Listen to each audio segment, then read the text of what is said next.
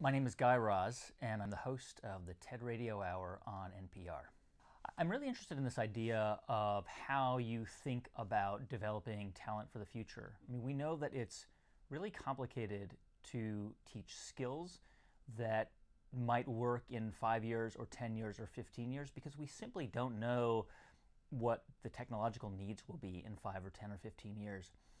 And I think increasingly people are finding that the skills that the skills that young people need to develop a successful career and a successful future aren't about learning how to do specific things, but about how to adapt and how to interact with people. I think one of the things that's really interesting to me is this idea that universities are teaching a variety of things, skills, knowledge, with a hope that those things will translate into practical needs in the workplace. The reality is that no one knows what organizations and corporations, the government will need in 15 or 20 years, even in 5 years. Right.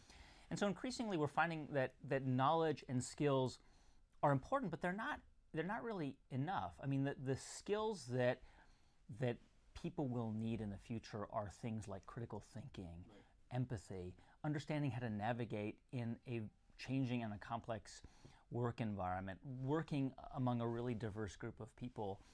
And that to me it's like the cutting edge of where this is all headed. Right. You know, I think in 20 years from now we're going to look back and say, how is it that we never thought about those kinds of things when we were educating students for the future? Right, right.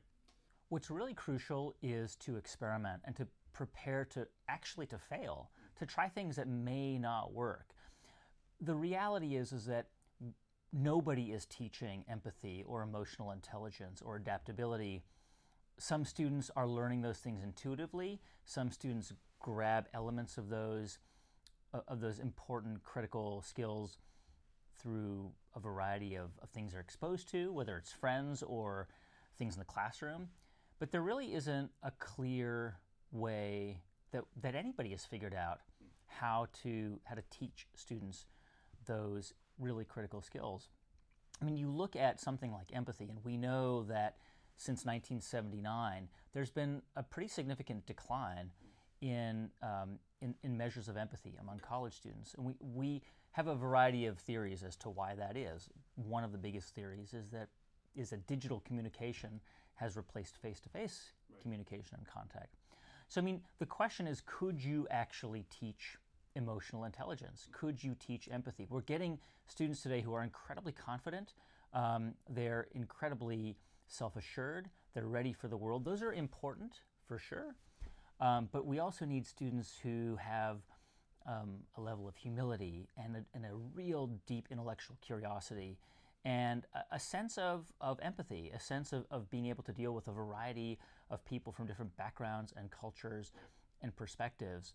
That's a really critical skill, and it's not something that we measure. Right. We measure test scores, we measure results, but we don't measure things that are a little bit